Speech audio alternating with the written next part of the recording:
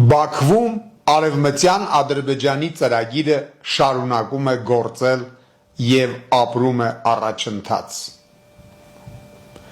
Ադրբեջանում հիմնվել է ֆուտբոլային ակումբ, որը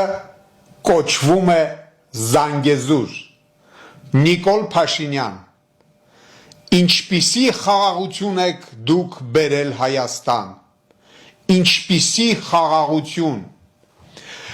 Արևմտյան Ադրբեջան ծրագրի ղեկավար Մելի Միջլիսի